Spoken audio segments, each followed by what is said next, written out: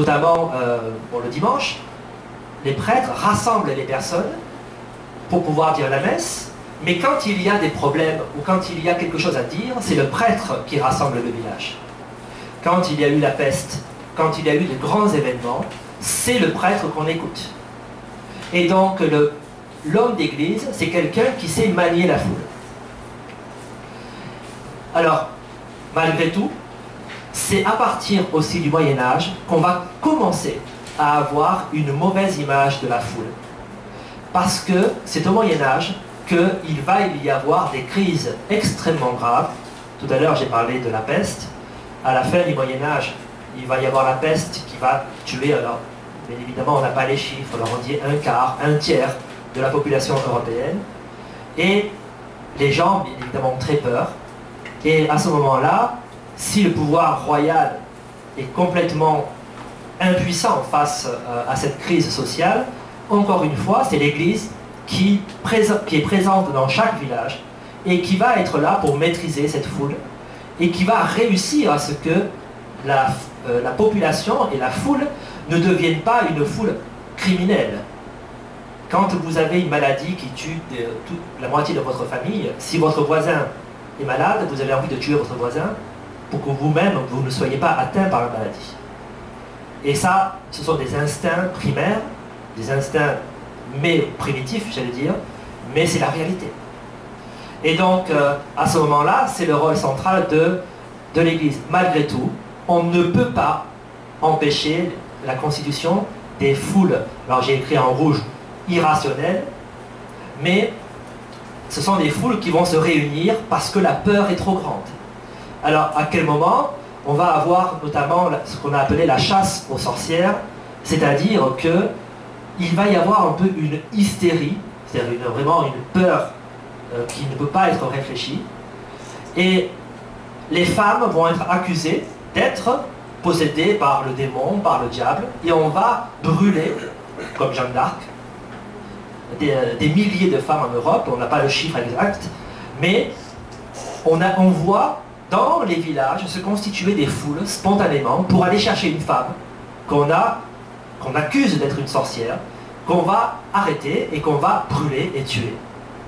Et ça, c'est à partir de ce moment-là qu'on va commencer à se dire que la foule est un danger.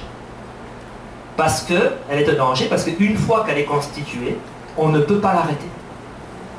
Alors avant, c'était une foule qui exprimait une politique, c'était une foule qui exprimait la culture, tout allait bien. Mais quand la foule a peur, tout va mal. Parce qu'on ne la contrôle pas.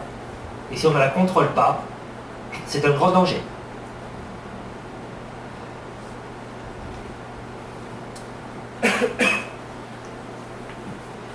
Donc finalement, le mot-clé qu'il peut y avoir pour essayer de comprendre la foule, c'est la conviction.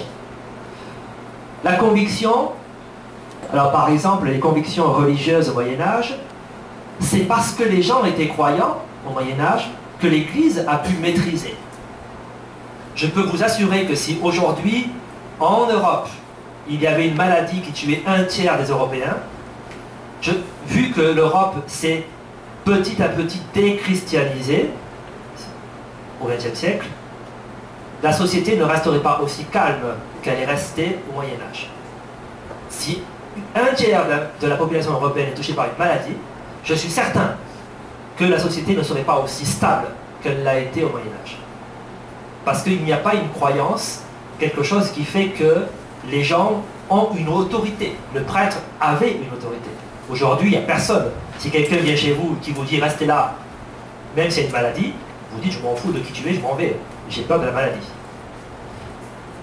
Donc, il y a les convictions donc, religieuses, sociales, c'est-à-dire les syndicats, et démocratiques, politiques. Ce sont ces convictions-là qui font que on peut se constituer en foule ou non.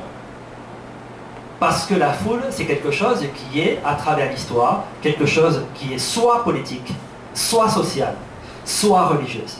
Ce sont les trois raisons principales. Il y a d'autres raisons, hein. Ce sont les trois raisons principales qui font que nous avons eu des constitutions de foule.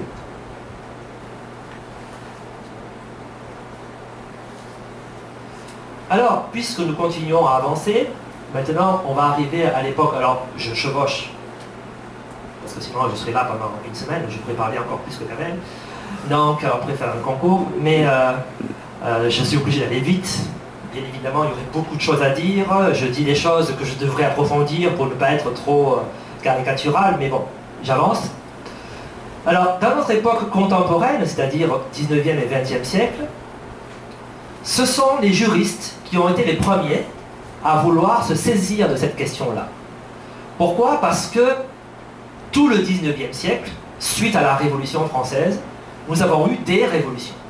Nous avons eu la Révolution de 1789, 1830, 1848, donc, et le pouvoir politique est entre les mains des foules durant tout le 19e siècle. Et donc, il faut absolument trouver un moyen juridiquement pour que la foule ne fasse pas n'importe quoi.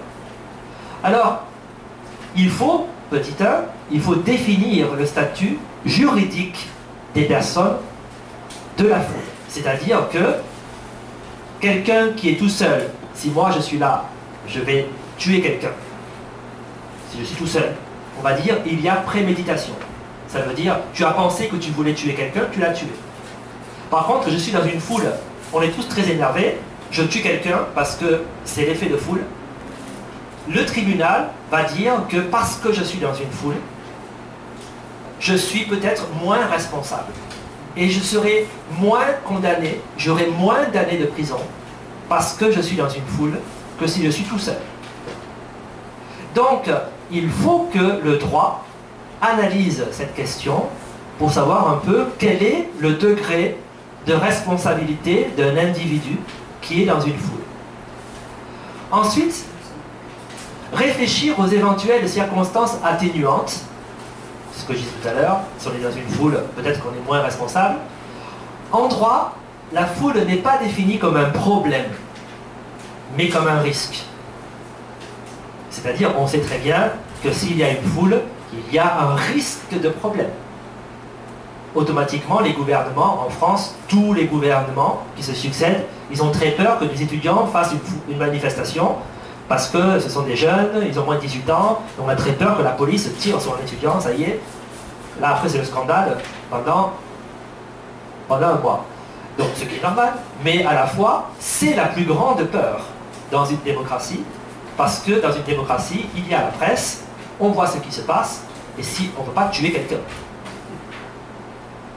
Donc, ou alors, on peut le faire, mais bien évidemment, la conséquence est beaucoup plus dramatique pour le pouvoir en place que si on est dans un pays non démocratique. Dans ces cas-là, il y a peut-être moins de risques, même s'il y a Internet aujourd'hui. Alors, la criminalité de la foule recèle un facteur prédisposant et un facteur déclenchant. C'est-à-dire, pourquoi une foule devient criminelle? Et dans ces cas-là, il y a quelque chose qui est prédisposant, c'est-à-dire que c'est le risque. Et le risque, c'est qu'on est dans une foule, on est hypersensible. Vous le sentez, vous, quand vous êtes dans le métro, s'il y a 50 personnes autour de vous, vous êtes très stressé. Ça, c'est un réflexe normal. On est comme une sardine, dans une boîte de sardines, et donc du coup, on se sent un peu stressé. Et dans ces cas-là, on sait très bien qu'il y a là une prédisposition à un risque. En même temps aussi, il y a aussi le facteur déclenchant. C'est-à-dire qu'il y a quelque chose qui tout d'un coup va faire que la foule va devenir un danger. Alors, qu'est-ce que ça peut être? Ça peut être un élément perturbateur, ça peut être quelqu'un qui va se mettre à crier, ou un attentat. S'il y a un attentat au milieu de la foule, bien évidemment, la foule va partir dans tous les sens, et là, il y a des risques que les gens se marchent dessus, ou qu'il y ait donc un accident, que ça devient un drame. Voilà ce qui peut faire que la foule peut devenir criminelle. Alors, si on doit caractériser deux styles de foule, dans ces cas-là, nous avons la foule volontaire, c'est-à-dire préparée, et la foule spontanée, non préparée. Alors, dans la foule volontaire, c'est la foule se constitue lors d'événements sociaux, un spectacle, une activité sportive ou une conférence. Vous êtes une petite foule, mais vous êtes une foule. Alors je ne vais pas faire votre psychologie tout de suite, mais en tout cas, c'est quelque chose qui a été préparé. Après, vous avez la foule spontanée, c'est-à-dire une foule qui n'était pas préparée et qui tout d'un coup va se constituer. Alors, je ne sais pas si vous regardez la presse française, mais on vous a parlé il y a quelques semaines de cette affaire du directeur des relations humaines de Air France